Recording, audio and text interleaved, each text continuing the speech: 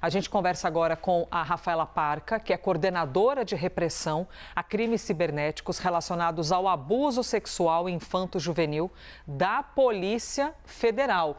Bem-vindo, obrigada demais pela gentileza de ter aceitado o nosso convite. Nós estamos também com Eli Jonas Maia aqui em tela, inclusive eu já te passo aqui a palavra, Eli Jonas, para começar essa nossa entrevista com a Rafaela Parca. Bem-vindo, Eli Jonas.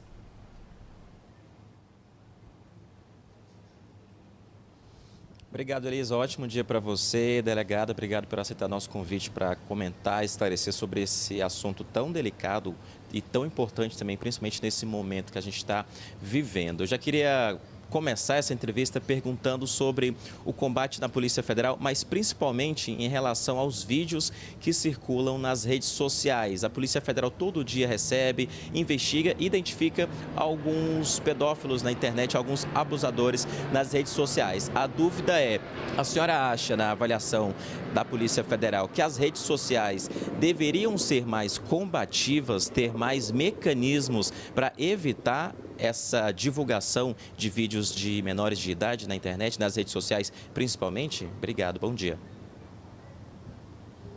Bom dia, Elisa. Bom dia, Elisa. Sem dúvida nenhuma, o esforço das plataformas em tornar esse ambiente mais seguro é fundamental. A Polícia Federal trabalha com uma quantidade de crimes muito grande, temos melhorado a qualidade das investigações, a quantidade de operações policiais deflagradas, mas o problema é muito grande. Segundo o Anuário Brasileiro de Segurança Pública 2025, tivemos a maior quantidade de estupros de vulnerável da história do país. Então, essa resposta a esse crime precisa ser uma resposta coletiva. E as plataformas têm um papel muito importante para tentar tornar aquele ambiente mais seguro, seja com medidas de, por exemplo, de verificação etária eficiente, porque muitas das nossas vítimas têm entre 8, 9, 10 anos de idade e não deveriam estar nessas redes sociais, nesses jogos, né? São ambientes muito perigosos, onde os abusadores estão presentes e estão esperando o momento para se aproximar dessas crianças e abusarem delas sexualmente.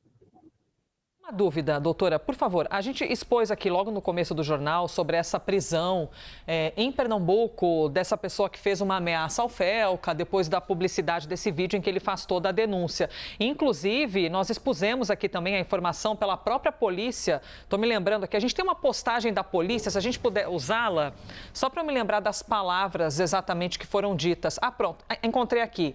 Além das ameaças, essa pessoa que ameaçou o Felca vendia material infantil nas redes. Doutora, qual é o perfil desses seres humanos que vendem material infantil na rede? Tá aí, agora mais uma vez, o secretário de Segurança Pública do Estado de São Paulo, que já aqui no live tem entrevista com ele. Qual é o perfil desse ser humano que vende material infantil nas redes? Geralmente é homem, também tem mulheres. E como é que eles se apresentam na sociedade? Que cara tem essa gente? Elisa, é uma pergunta muito pertinente, porque a gente fala aqui na Polícia Federal que essas pessoas não têm um perfil característico. Eu te explico por quê. A gente consegue verificar algumas características marcantes, e isso é muito importante que fique claro. Por exemplo, a maioria dos casos, os abusadores são homens. Isso é muito claro, né? No nosso dia a dia, mais de 90% dos casos envolvem abusadores homens.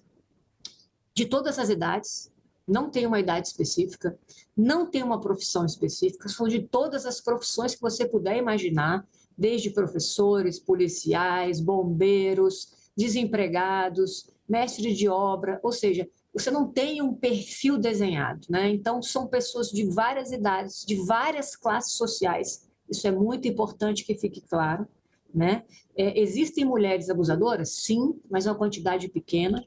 E muitas das mulheres normalmente produzem esse tipo de material para alguém, para um homem. Então, a quantidade de mulheres abusadoras sem nenhuma interferência de terceiras pessoas é muito pequena. Então, a gente não consegue mostrar a cara desse abusador. Esse é o grande perigo do abuso sexual. As pessoas acham que é a pessoa esquisita, é uma pessoa antissocial. Pelo contrário, é uma pessoa que tem bom relacionamento, que tem profissão, que faz ela se aproximar de crianças, é a pessoa que é sempre muito bem desenvolvida, expansiva, porque para se aproximar de uma criança, ela precisa ter essas habilidades, até mesmo para ganhar confiança da própria família. Então, as pessoas acham, às vezes, que é uma pessoa muito longe, distante, pelo contrário. A gente sabe que no caso de, por exemplo, de estupros de vulnerável, só 8% dos abusadores são desconhecidos. Então, eles estão dentro do círculo íntimo e familiar dessas crianças. Então, é uma questão muito importante que fique claro. A gente tem que ficar muito atento em relação a isso, e nas redes sociais, inclusive, que é um ambiente muito propício para esses tipos de crime. Falando um pouquinho sobre a venda que você comentou, Elisa, muitos abusadores produzem material, compartilham, estão vendendo, seja porque querem um ganho financeiro e vendem para pessoas do mundo inteiro. Temos investigações na Polícia Federal que o indivíduo vendia para pessoas de 75 países distintos, com as mais diversas formas de pagamento, e temos pessoas que estão ali nesse ambiente apenas para satisfação de sua lascívia, né? Então, a gente consegue traçar diversos tipos de condutas criminosas nesses crimes. Eli Jonas? Acho que perdemos Delegada, o... Ah, não, uma temos. dúvida. A senhora mesma comentou que todo dia tem operação... Ok, vou continuar. Todo dia tem uma operação da Polícia Federal, apreendendo o computador, celular, prendendo alguns abusadores. A minha dúvida é, essas pessoas que são identificadas pela Polícia Federal, geralmente são reincidentes? São homens ou mulheres também, na maioria homens, que já foram identificados antes, já foram presos e saíram? Ou geralmente são pessoas que são identificadas, que são novas? Qual é o parâmetro nesse momento? São reincidentes ou são identificados novos? Elias, eu coordeno todas as unidades da Polícia Federal que trabalham com essa temática. Então, a gente tem uma visão ampla aí dos crimes que acontecem no país inteiro. Ano passado, deflagramos mais de 1.000 operações. Foram, em média, 3 a 4 operações por dia da Polícia Federal. O que a gente tem percebido é um índice de reincidência bastante considerável. A gente fala que o abusador, o agressor sexual de crianças e adolescentes reincide. Ele permanece, ele é preso, solto e continua nessa temática. Existem enquetes policiais que são de várias unidades do país relacionadas ao mesmo abusador cibernético, por exemplo.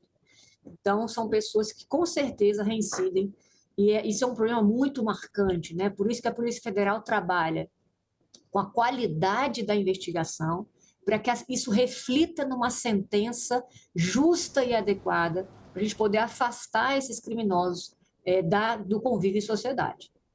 Doutora, muito obrigada. Rafaela Parca, coordenadora de repressão a crimes cibernéticos relacionados ao abuso sexual infanto-juvenil da Polícia Federal. Obrigada por vir até aqui, porque com a senhora a gente aprende. E quando a gente aprende, a gente protege mais os nossos pequenos e os nossos adolescentes também. Muito obrigada, hein? Bom dia. Bom dia, eu que agradeço. Eli Jonas, um abraço, hein? Obrigada por viabilizar essa conversa aqui.